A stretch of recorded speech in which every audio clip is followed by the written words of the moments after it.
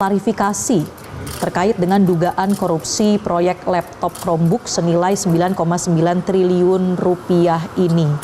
Salah satu hal yang kemudian menjadi alasan dari Nadiem Makarim melakukan pengadaan laptop Chromebook ini dikarenakan pada tahun 2020 pada saat itu terjadi krisis pandemi COVID-19 yang juga menyebabkan terjadinya krisis pada dunia pendidikan.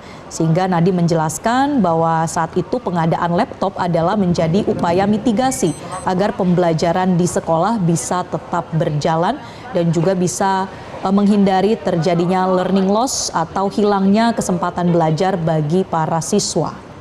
Dan program dari pengadaan peralatan TIK atau Teknologi Informasi dan Komunikasi termasuk laptop Chromebook ini dinilai oleh Nadiem sebagai mitigasi dari risiko pandemi pada saat itu.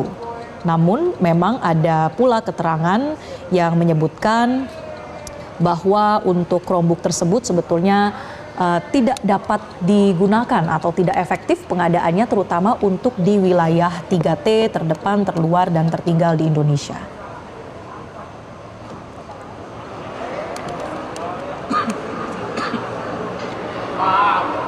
Dan sebelumnya pemirsa, pihak Kejaksaan Agung juga sudah membeberkan fakta-fakta terkait dengan kasus korupsi pengadaan laptop Chromebook, di mana permulaan kasus bahkan dimulai sejak Nadiem Makarim belum menjabat menjadi Mendikbudristek. Kala itu Abdul Qohar selaku Direktur Penyidikan atau Dirdik Jampitsus Kejagung menyampaikan bahwa mantan stafsus Mendikbudristek Yuristan dan Fiona Handayani membuat grup WhatsApp bernama Mas Menteri Kortim yang membahas rencana pengadaan untuk program digitalisasi pendidikan pada bulan Agustus tahun 2019.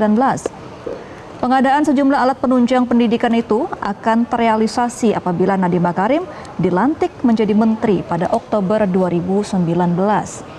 Dan kemudian setelah Nadiem Makarim dilantik menjadi Mendikbudristek di tahun 2019, Yuristan kemudian mewakili menteri untuk membahas teknis pengadaan TIK menggunakan Chrome OS dengan Pusat Studi Pendidikan dan Kebijakan atau PSPK di Desember 2019. Selanjutnya, Yuristan menghubungi Ibrahim Arif dan YK dari PSPK untuk membuatkan kontrak kerja. Kontrak kerja tersebut ditujukan untuk IBAM atau IBAM, Ibrahim Arif sebagai pekerja PSPK dan menjadi konsultan teknologi di Kemendikbudristek. Kemudian berlanjut di tahun 2020, tepatnya pada bulan Februari, Nadiem Makarim menemui pihak Google, yaitu WKM dan juga PRA, untuk membicarakan pengadaan TIK di Kemendikbudristek. Setelah pertemuan itu, Yuristan menindaklanjuti perintah Nadiem untuk bertemu dengan pihak Google. Pertemuan dilakukan untuk membahas teknis pengadaan TIK di Kemendikbudristek menggunakan Chrome OS. Di antaranya co-investment sebesar 30% dari Google untuk Kemendikbudristek. Dan kesepakatan dengan Google kemudian disampaikan dalam rapat yang dihadiri oleh pejabat Kemendikbudristek. Dan di bulan Mei tahun 2020, Yuristan bersama dengan staf lainnya menggelar rapat melalui aplikasi Zoom untuk pengadaan TIK dengan menggunakan Chrome OS milik Google untuk tahun 2020 hingga tahun 2022. Namun kala itu pengadaan belum dilaksanakan karena teknologi untuk mendorong penggunaan Chrome OS ini juga masih dipengaruhi oleh tim teknis dengan cara mendemonstrasikan Chromebook dan masih akan dilakukan uji coba terlebih dahulu.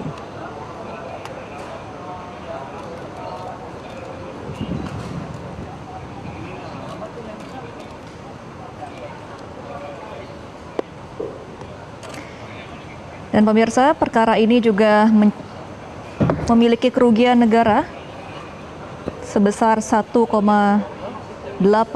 triliun rupiah dengan rincian item software sebesar 480 miliar rupiah dan markup dari selisih harga kontrak di luar CDM senilai 1,5 triliun rupiah.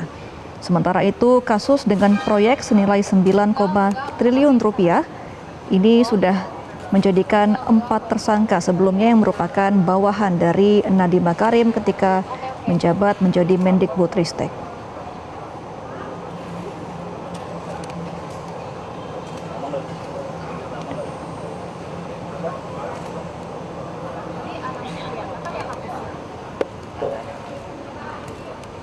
Ya pemirsa, bagi Anda yang baru bergabung bersama dengan kami, Anda menyaksikan Breaking News Metro TV.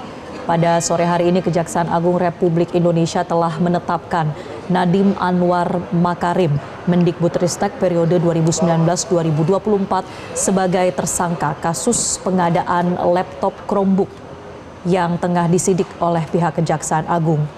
Pada hari ini, sebelumnya Nadiem Makarim dipanggil oleh penyidik untuk dimintai keterangan sebagai saksi. Nadiem dijadwalkan sebelumnya hadir pada pukul 9 waktu Indonesia Barat.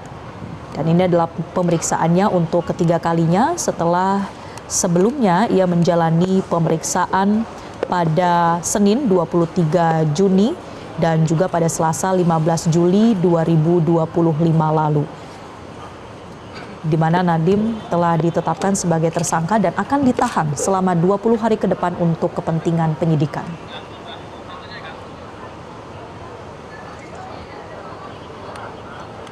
Pemirsa, kami tayangkan kembali pernyataan dari Kejaksaan Agung terkait penetapan Nadiem Makarim sebagai tersangka berikut ini. Ketiga, Peraturan LKPP nomor 7 tahun 2018 sebagaimana telah diubah dengan Peraturan LKPP nomor 11 tahun 2021 tentang pedoman perencanaan pengadaan barang jasa pemerintah. Kerugian keuangan negara yang timbul dari kegiatan pengadaan TIK diperkirakan senilai kurang lebih 1.980 miliar. Yang saat ini masih dalam penghitungan kerugian keuangan negara oleh BPKP. Pasal yang disangkakan, tersangka 6 disangkakan melanggar pasal 2 ayat 1 atau pasal 3 junto pasal 18 Undang-Undang nomor 31 tahun 1999 sebagaimana diubah dengan Undang-Undang nomor 20 tahun 2001 tentang perubahan atas Undang-Undang RI nomor 31 tahun 1999 tentang pemberantasan tindak pidana korupsi junto pasal 55 ayat 1 ke 1 KUHP. Untuk kepentingan penyidikan, tersangka NAM akan dilakukan penahanan di rutan selama 20 hari ke depan sejak hari ini tanggal 4 September 2025 bertempat di Rutan Salimba Cabang Kejaksaan Negeri Jakarta Selatan. Demikian yang dapat kami sampaikan. Saya akhiri, wassalamualaikum warahmatullahi wabarakatuh. Salam, Om Santi, Santi, Santi Om. Demikian